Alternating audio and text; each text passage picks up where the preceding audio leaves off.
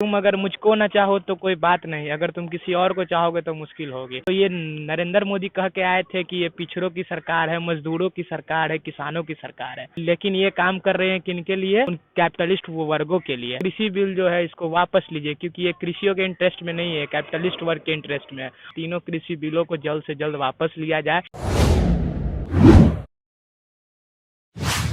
नमस्कार, मैं आदित्य आदर्श और आप देख रहे हैं कमिंग भारत। अभी देश में किसान आंदोलन चल रहा है। हमारे पीछे बहुत सारे किसान मौजूद है। इसी बीच हमारे साथ एक किसान के बेटा भी मौजूद है, जिनसे अभी रूबरू होंगे और जानेंगे क्या है कृषि बिल और क्यों किसानों का समर्थन कर रहे हैं। आपका नाम? मेरा नाम अमन कुमार लाल हुआ। आपका नाम अमन कुमार लाल है, आप किसान के बेटा है। अभी किसान आंदोलन चल रहा है पूरे देश में, आप उसका समर्थन भी किए हैं। क्यों किए हैं समर्थन, क्या है ये किसान बिल? देखिए, पहली बात तो मैं किसान का बेटा नहीं, एक मजदूर का बेटा हूँ, और जो मजदूर का दर्द होता है वो भी किसान का दर्द होता है, वो अछूता किसी से है नहीं।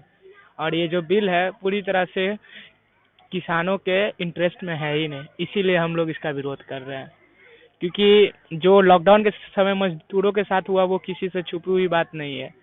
जिस तरह से फैक्ट्रियों से उनको निकाल दिया गया तथाकथित कोरोना के नाम पर, जिस तरह से रिवर्स जो माइग्रेशन हुआ है वो किसी से छुपा हुआ नहीं। अब आप किसानों को थोप रहे हैं, जो कि अगर लॉकडाउन की बात की जाए तो सारा सेक्टर हमारा कमजोर हो चुका था, लेकिन एग्रीकल्चर ने हमारी लाज बचाई थी। और इनका तो नीति ही है, जहाँ फायदा दिखता है उसे बेच दो। अब वो एग्रीकल्चर के साथ भी वही चीज अप्लाई कर रहे हैं, इसीलिए हम इसका विरोध कर रहे हैं। ये जो तीनों बिल है, ये तीनों किसी भी कोई भी एंगल से ये कृषियों के हक में नहीं है। जैसा कि आपने अभी बोला तीनों बिल, ये तीन क्या कौन कौन से ऐसे बिल है जिसके हक में नहीं है आप? ये तीनों बिल कृषियों जो है किसान। कौन कौन से बिल है इसमें? इसमें 3 बिल है। एक तो एपीएमसी से रिलेटेड है, और दूसरा है कि किसान जहाँ चाहे वहाँ अपना अनाज बेच सकता है। हाँ, उसे कोई पाबंदिश नहीं है कि आप इसी मार्केट में बेचिए। और दूसरा चीज है जो कॉमोडिटी वाला एक्ट है, जिसमें संग्रहण करने की बात होती है। पहले होता था कि आप इतना से ज्यादा संग्रह करके नहीं रख सकते हैं, वो गैर कानूनी हो जाएगा, लेकिन सरकार ने अब छूट दे दिया, जितना चाहिए उतना संग्रह करके रख सकते हैं अनाजों को। और जो भी मतलब कि इम्पोर्टेंट जो अनाज थे, जैसे आलू प्याज, जिसकी जमाखोरी करने पे गैर आपराधिक था, अब उसे सरकार ने खत्म कर दिया। जितना चाहे उतना संग्रह कर सकते हैं, जिससे देश में महंगाई बढ़ेगी। और आप ये देखे होंगे लॉकडाउन के समय जब ये कृषि बिल पास हो गया था, उसके बाद जो प्याज और चावल ये सब का जो रेट आसमान छुआ था, वो इसी का कारण था। इसीलिए हम इसका विरोध कर रहे हैं जी। पर सरकार तो कह रही है कि इस बिल से किसानों को बहुत फायदा मिलने वाला है, उसकी आय दुगनी हो जाएगी। एक किसानों को फायदा मिलता, थोड़े किसान रोड पे रहते, 72 दिन 75 दिन से वहां पर प्रोटेस्ट कर रहे हैं। ये तो संख्या दिन पे दिन और बढ़ते जा रही है। अगर देखा जा रहा है अभी दिन प्रतिदिन वहाँ पे किसान मौजूद होते जा रहे हैं, कुछ का डेथ भी हो रहा है उसके बीच। इसको लेकर सरकार कुछ कर नहीं रही है, क्या लगता है सरकार के कान पे जू रेंगेगी? सरकार के कान पे अगर जू रेंगती तो अभी तक तो वो कृषि बिल को उनको वापस ले लेना चाहिए था। ये देखिए, मेन क्या है, बेसिक क्या है, ये भ्रमाती है, ठीक है ना। और हम लोग भ्रम नहीं होने वाले हैं। एक एक बहुत अच्छा शायरी है कि तुम अगर मुझको ना चाहो तो कोई बात नहीं, अगर तुम किसी और को चाहोगे तो मुश्किल होगी। तो ये नरेंद्र मोदी कह के आए थे कि ये पिछड़ों की सरकार है, मजदूरों की सरकार है, किसानों की सरकार है, लेकिन ये काम कर रहे हैं किनके लिए?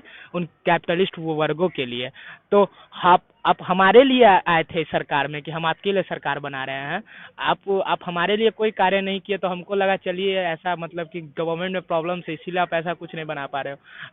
लेकिन दूसरी तरफ आप कैपिटलिस्ट सबको फायदा ही फायदा दे रहे हो। कैपिटलिस्ट ये कौन कौन से है? ये जो भी इंडस्ट्रियल सेक्टर के लोग हैं, अडानी अंबानी टाटा, ये सब। जैसा कि आप बोले अडानी अंबानी, ऐसे में अडानी अंबानी का कहना है कि इसमें हमें घसीटा ना जाए, उनसे इससे उनका कोई फायदा नहीं है। हाँ, तो अगर उनका फायदा नहीं है तो अडानी साहब एक बिहार के स्टेट में अपना एक बहुत बड़ा कोठी बनवाए हुए हैं, जिसमें लगता है लगभग मेट्रिक टन के हिसाब से उसमें मतलब कैपेसिटी अनाज रखने के लिए।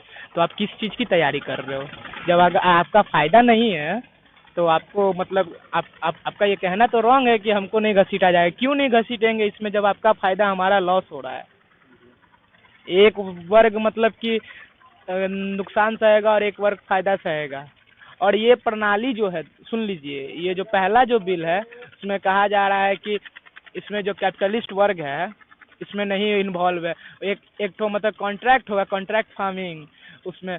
तो अब बताइए, अगर जो कॉन्ट्रैक्ट जिससे करेगा किसान, खाली कहेगा कि खाली आपको आलू उपजाना है, हाँ, और वो आलू थोड़े मार्केट में बेचने के लिए उपजाएगा, उससे वो चिप्स बनाने के लिए उपजाएगा। तो जो आदमी आलू का कहाँ से आएगा जब कॉन्ट्रैक्ट के नाम पे ही सारा बिक जाएगा? तो ये सब बातें हैं। और पहले जो कृषि होती थी वो पारंपरिक रूप से कुछ किसान अपने लिए भी उगाता था, कुछ मार्केट के लिए भी और हाँ, दूसरों के लिए भी। उगाता था। लेकिन अब तो शायद ऐसा नहीं होगा जब कॉन्ट्रैक्ट फार्मिंग आप देख रहे हैं जिस तरह से बीजों का जो रेट बढ़ रहा है, उससे तो किसान असमर्थ हो रहा है उन बीजों को खरीदने में। तो इससे तो साफ जाहिर है कि हमको लॉस ही होगा, किसान सेक्टर को तो बहुत। और ये ग्वाटेमाला वाला इंसिडेंट हो जाएगा भारत में। आपसे एक सवाल है कि अगर वहाँ पे आंदोलन चल रहा है दिल्ली में, वहाँ पे उनके पास फंडिंग कहाँ से आ रहा है? फंडिंग के बारे में तो आपको राकेश टिकैत साहब बता चुके हैं, हर किसान के घर से अनाज आ रहा है। और क्या है, फंडिंग कहाँ, थोड़े हम लोग कोई मतलब बाहरी लोग मतलब कि किसान खुद से अपना कर रहे हैं। हाँ, बस यही तो है। अगर कोई फंडिंग करता तो अभी तक तो खुलासा हो जाना चाहिए था। नरेंद्र मोदी के पास इतना सारा, इतना एकदम मतलब कि डेवलप है इनका सोशल साइट्स। अभी तक तो जैसे पीएलएफआई शाहीन बाग में ये कह दिए कि पीएलएफआई द्वारा फंडेड है विदेशी द्वारा, तो होना चाहिए था ना अभी तक। सरकार को यही मैसेज देना चाहेंगे कि ये कृषि बिल जो है इसको वापस लीजिए, क्योंकि ये कृषियों के इंटरेस्ट में नहीं है, कैपिटलिस्ट वर्ग के इंटरेस्ट में है। और भारत एक सोशलिस्ट देश है, यहाँ दोनों को साथ में लेके चलना है। ये नहीं कि एक ठो को दरकिनार करके एक ठो को आगे बढ़ाना है। सरकार से मेरा यही अपील है, ये तीनों कृषि बिलों को जल्द से जल्द वापस लिया जाए, क्योंकि कृषि ही इस देश की रीढ़ है। अभी हमारी अगर इकोनॉमी प्लस पॉइंट में गई है तो सिर्फ और सिर्फ इसका कारण कृषि है, आप उसे ही डुबो रहे हो। और ये सिर्फ और सिर्फ कृषि के लिए ही नहीं, आप जो गवर्नमेंट सेक्टर को एक तो स्थिति बदतर कर देते हो, उसके बाद आप प्राइवेटाइजेशन कर देते हो। तो ये नहीं, जब तक हमारा गवर्नमेंट सेक्टर मजबूत नहीं होगा तब तक हमारा देश मजबूत नहीं होगा।